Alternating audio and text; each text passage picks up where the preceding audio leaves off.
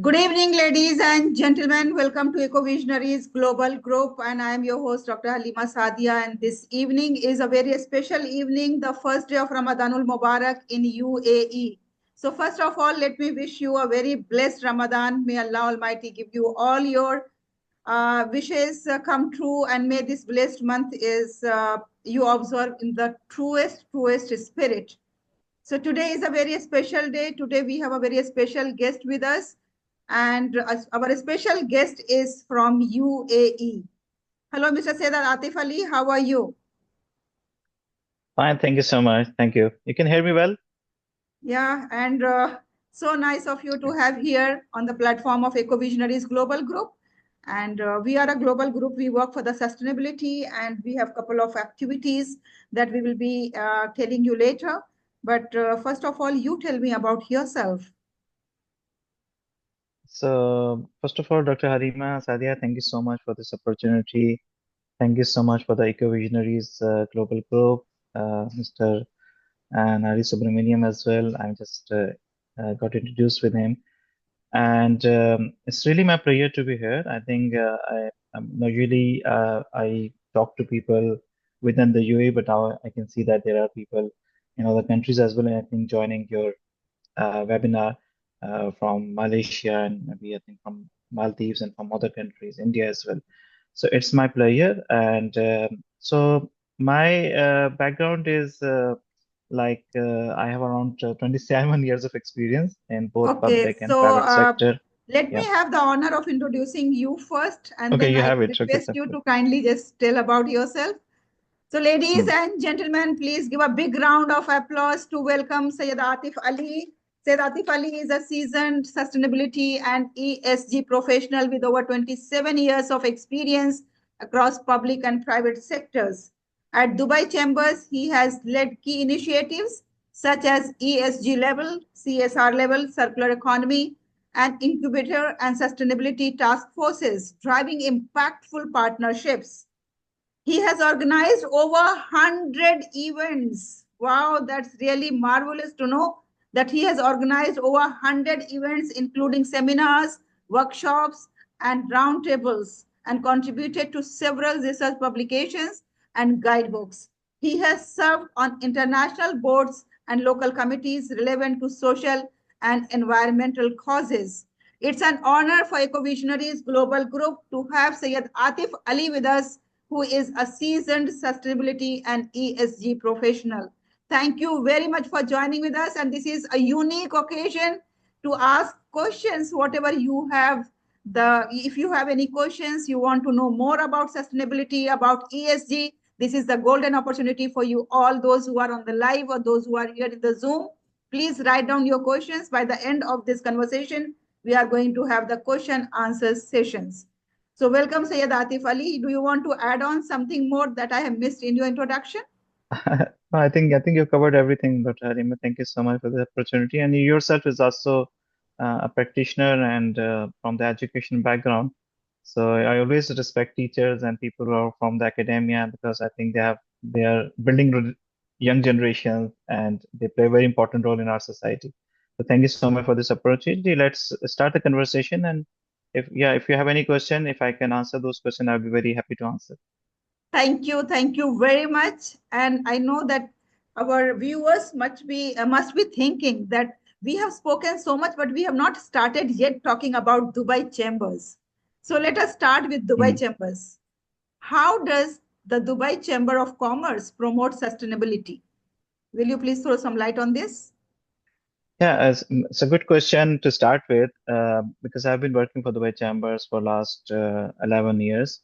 And I'm very proud to be part of the journey the Chamber has taken in terms of sustainable practices. So the Way Chamber of Commerce established a Center for Responsible Business, the short form is CRB, in year 2004. It started as Ethical Resource Center, and that time our focus was mainly on conducting research and developing resources such as guidebooks, toolkits.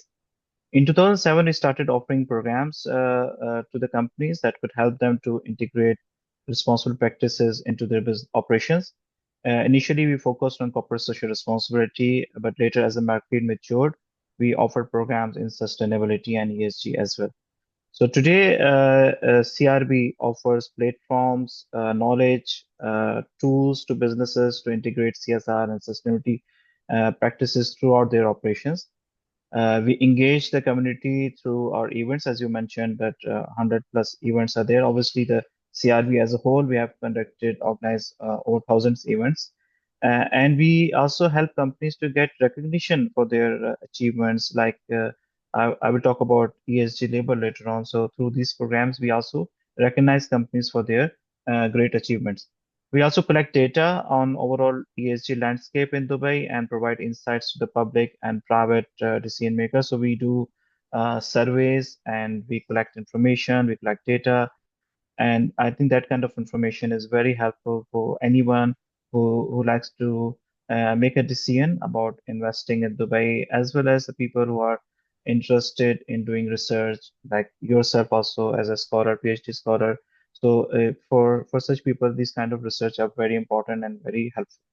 So in nutshell, this is what we do, and whatever we are doing is in line with the UAE's policies around sustainability, such as UAE Vision 2021, D33, as well as UAE Green Agenda, as well as the commitment of the UAE to become net zero by 2025. And more policies and regulations are coming, which are supporting the vision of sustainability. Thank you very much. Thank you and very much for informing in details that what exactly Dubai Chambers of Commerce is doing, and especially when you mentioned that you support the research and you support and you motivate and encourage and appreciate the efforts of the people, those who are doing in the individual capacity or at the industry level. Thank you very much. My next question would Welcome. be related to this, that what supports does the chamber offer to business transitioning to a sustainable model? There are thousands of businesses. If somebody wants to transform to the sustainable model, then how this chamber is going to help them? So our role is more like a facilitator. We are the bridge between the private and public sector. So we play a very important role of advocacy. So we offer several programs and initiatives which can help companies to transit to a business sustainable business model. So our existing programs include the ESG label, which I talked about earlier. So ESG label is our new program, which has replaced our earlier CSR label. So CSR label was more focused on corporate social responsibility. ESG label, as it name sounds, is focused on ESG practices. So in this is the framework developed by Dubai Chambers, designed to help organizations to evaluate the ESG readiness and maturity level. The framework has been developed in considering into taking into consideration local and international best practices, standards, and different rating systems, because there are around 1100 plus rating systems are there when it comes to ESG. So and different standards are there. So we wanted to come up with a framework which companies can easily adopt and they can apply within the organizations. So we have developed two frameworks, one for the large organization and one for SMEs. So companies, they follow a very simple application process. We have developed an online tool, so companies can submit the application through the online tool. They can upload the evidences and narratives and everything there, and they can self-assess their current status. And then the application goes to a team of assessor who look into who verify the information with the help of the evidences. Also, if, in case if they like to ask more questions to the companies, they go back to the companies and inquire for more information.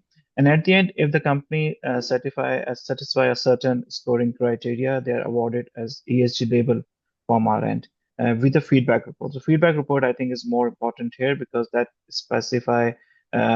stipulates basically the strengths of the company as well as the opportunities for improvement. So far we have issued 38 labels. As I say, it's a very recent program. The first batch of the labels were issued only in October last year. So it's a great opportunity for the participants here as well if they like to consider going for the ESG label. Wow, Another that's program, really I think, great. Yes, yeah, yes. yes, Please yes. carry on, carry on. And another program which you mentioned in my introduction as well is Circular Economy Incubator. It's a platform developed by CRB to promote circularity. and we support companies and promote companies actually to propose sustainable ideas and proposals through this platform and advocate on their behalf. So when we receive ideas, we filter them, we review them, we have an expert committee, and if they are worthy ideas, then we send it to the government authorities to see if they can be implemented. So also we create education because education is very important, Doctor. You know more about it, that education and awareness is a very key pillar of sustainability and transition to the circular economy. So we do sessions, we do workshops. I will give you the example of a session we did recently. It was around fast fashion. We wanted to educate companies that how small actions they take within their companies make bigger impact if they are taken into in a consistent manner. So these kind of activities we keep doing. So throughout the year, we also do events and different roundtable discussions, workshop, as we mentioned. So one of our uh, flagship program is Sustainability Week. So this is like in the quarter 4, normally we organize the Sustainability Week, and in this Sustainability Week, we pick one theme, which is the you can say the trending theme, and we bring speakers and we bring experts to talk about that specific theme. Last year, we focused on artificial intelligence and how it plays the roles in terms of sustainability. As well as we support biodiversity and marine life through Dubai Reef Project, which is the world's largest purpose-built project in Dubai.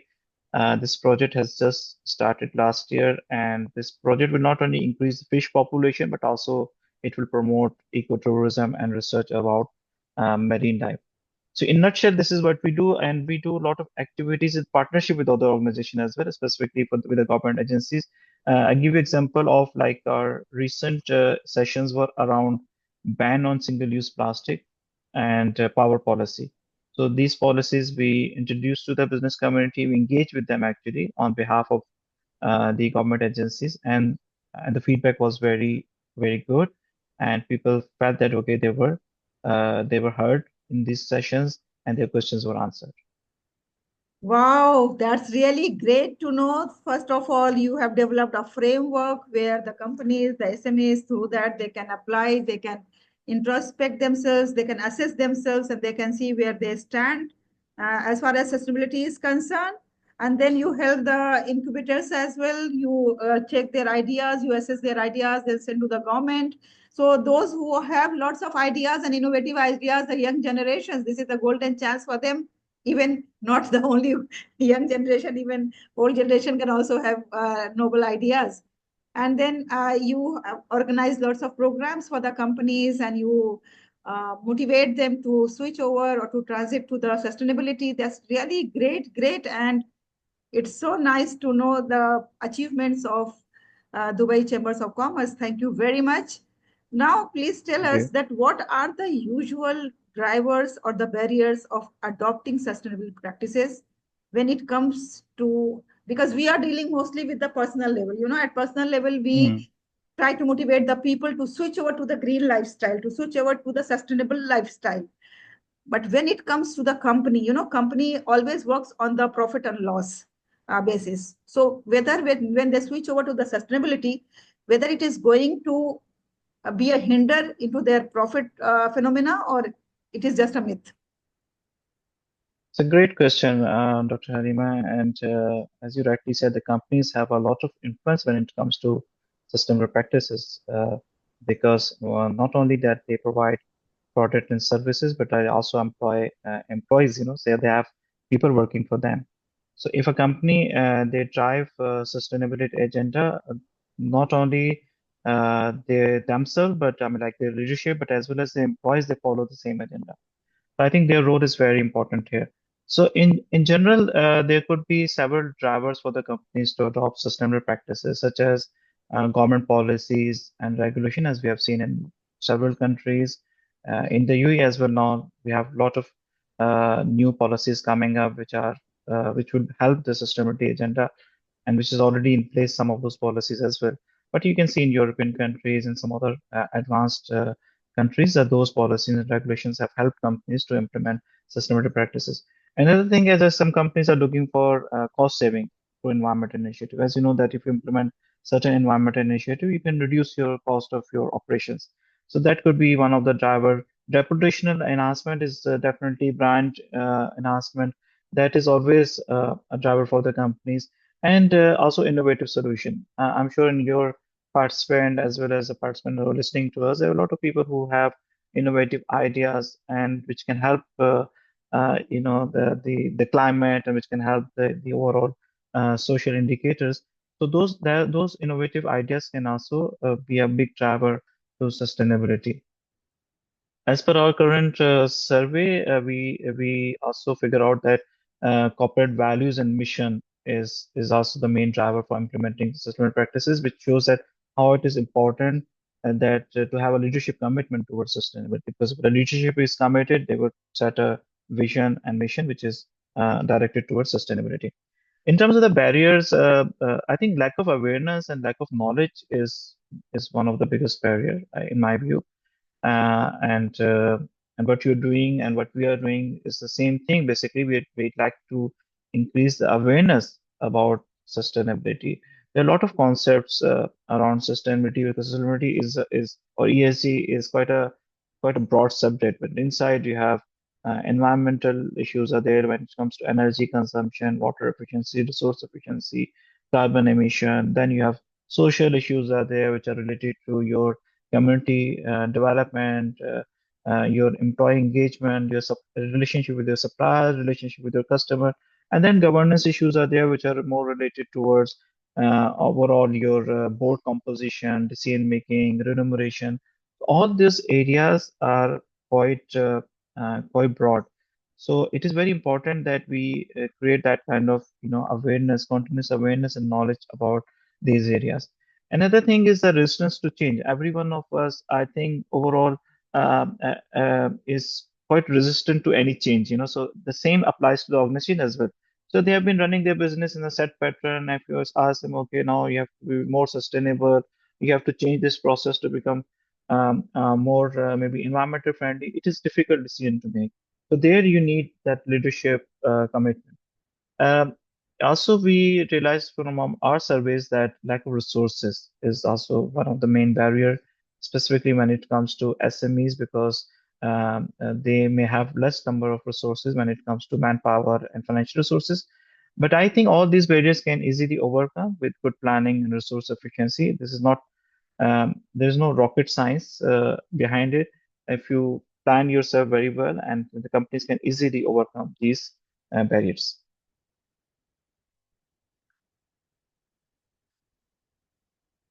Can you unmute yourself, please, Dr. Halima? Yeah, thank you very much for sharing. You have mentioned many barriers, but I also personally feel that lack of awareness Mm, and lack of education is the most important barrier. The people, they think that living a sustainable lifestyle or maybe switching over or transiting to the sustainable business is really going to be highly cost, like it is going to incur the cost, additional cost. But I think this is not the fact. When we are going to have the question answer sessions, Mr. Nara is the right person who is going to throw light on this, because he is in a company, the company that deals into this aspect in a very effective way. And yes, you also said that there are lack of resources, and resistance to change is also one very important factor that is that becomes a hindrance in switching over to the sustainable business. Thank you very much for sharing such important aspects with us. Now, the question is that you have shared your success stories with us. It's not that everybody is resistant to change. It's not that everybody is ignorant. It is not that everybody has lack of resources. But yes, there are people who are, and there is, I think, substantial, a good amount of people, a good number of people, those who are switching over, the companies they are switching over. So will you please tell us some examples of businesses that have successfully implemented sustainability practices with the chamber's support? Yeah, definitely. And going back to the same point about the lack of awareness, I like to highlight that academia also plays a very important role when it comes to lack of awareness. I mean, they can, if sustainability is part of the syllabus from the childhood, like when kids are studying in schools, university level to some extent, there are courses available. But that it should become the part and parcel of the DNA of our education system. Then I think automatically will produce leaders who believe in sustainability. And I'm sure you will echo this because you have such a huge background in academics. So this is my personal experience with my children as well. I think that is very important that these values should be taught to children from the childhood. Anyway, going back to the example. So first let me talk about our own organization, because if we are the one who are preaching or talking about sustainability, we should lead by example. So the way chamber itself is the first existing building in the Arab world to achieve LEED certification. LEED means leadership in energy and environmental design. It's a green building certification, and it demonstrates our efforts in retrofitting and upgrading our existing building to stringent LEED standards for energy efficiency, water conservation, indoor environmental quality, and sustainable material. We were also one of the first organizations to implement Dubai Can initiative. This is an initiative which replaced all the plastic bottles, water bottles with clean filtered water, which is again looks very simple, but it was not easy to implement because again the resistance to the change, because here everyone is used to of using plastic bottles, and you're asking them to drink from the dispenser was not an easy move. But by doing this, we not only saved thousands of plastic bottles from landfill, but inspired a lot of other entities to adopt the same initiative. When it comes to the industry examples, without naming the companies, a leading bank in Dubai, for example, has launched several green financing initiatives like in green bonds and loans for sustainable projects. They have, I think, recently committed to facilitating around 100 billion dirhams of investment in the sustainability financing by 2030. There's another logistic company, big logistic companies there. They have committed to becoming carbon neutral by 2050 and net zero by 2050. And these companies are investing in electrification of their equipment, renewable energy, and energy efficient technologies across its ports and logistic operations. And a lot of other examples are also there. And we provide a platform to the companies, and they come up and they share their best practices with other companies. And not only big companies, but small companies as well, the SMEs. They're also taking some initiatives. And I think it doesn't matter even if the initiative is small, but if it is done in a consistent manner, then obviously the impact can be quite big. Thank you very much, Mr. Atif Ali. These are really wonderful examples, especially when you have mentioned the investment and for the sustainability the chamber has done. That's really marvelous. Congratulations. And Thank you. my last question to you is, before I open the forum and everybody is uh, going to throw the questions on you, before that, this is my last question, that what are key trends of sustainability locally and internationally? Okay. Again, it's a very relevant and a very good question, Dr. Halima, because sustainability is a rapidly evolving field, like other fields nowadays. So every day you see new innovation, new technologies, and new topics emerging when it comes to sustainability. Specifically when it comes to technological advancements and policy changes at the local level, at the international level, and as well as shifting consumer behavior. Now we have Gen Z, and now Gen Beta will be there. So they think differently, okay, and they are more uh, socially aware, and they're more active on social media, and they know about this whole thing about climate change and social indicators, the employability, on all those kind of factors which are covered into the under the umbrella of ESG. So they know much about it. So some examples when it comes to the key trends. So one of the example is definitely these green buildings standards, which has transformed the way we used to build communities. good examples here are like Masdar City, for example, and Abu Dhabi, or Sustainable City in Dubai. They're very good examples there. You can see that how they have used green building technologies and green building practices to build the full communities which are sustainable. As well as we see this rise of artificial intelligence. I mean, I think we are still yet to see the full potential of AI technologies, but however, it will have an impact on sustainability. And companies that have started using AI to manage their waste. Some of them they are using it to write their sustainability reports, as well as it can also predict, I think, climate patterns. Another thing which I feel very important to look at is the rise of renewable energy is growing on a very fast pace. There are huge local and global investment in solar, wind, and other renewable sources. One good example here is the Mohammed bin Rashid Al Maktoum Solar Park, which is really the largest single-use solar park when completed. It will save over 6.5 million tons of carbon emissions so annually. So it's a quite a huge scale, big scale project. Also, a rise of electrical vehicles. So I was reading somewhere that the forecast is that the sale of electrical vehicles will rise or will increase by 30% by end of this year.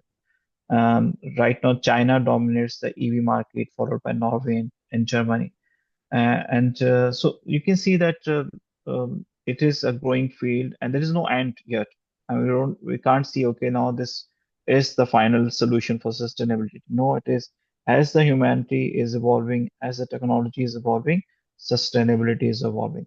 The good thing for us, being in the UAE, in the way that we are the forefront of the sustainability in the region, we are aligning ourselves with the global trends such as renewable energy, AI-driven solution and circular economy practices. So we are very blessed to be in this country where the government as well as the private sector they're aligning themselves to the sustainability practices. Thank you very much, Syed Atif Ali Sahab. It was really an eye-opener for us that how much UAE is doing as far as sustainability is concerned. And as other fields are evolving, sustainability is also evolving. That's really a very informative piece of knowledge that you have given to us. Thank you very much for being with us. And Most right. for your kind information, Eco Visionaries Group is going to organize a conference, global conference in Maldives on 12th April. There, the theme itself is that how global leaders can ensure the sustainability in different fields in their own countries. And then we are going to have the sharing of the best practices and then best ideas, and there will be workshops, there will be paper presentations, there will be networking and lots more. So we request and we invite with lots of humbleness, lots of regard and honor you and your organization to kindly be the part of this sustainability conference. And it is really going to be a wonderful, wonderful opportunity to highlight what UAE is doing through the Dubai Chamber of Commerce in the field of sustainability. Thank you very much. And now we will switch over to the Thank question you. answer session.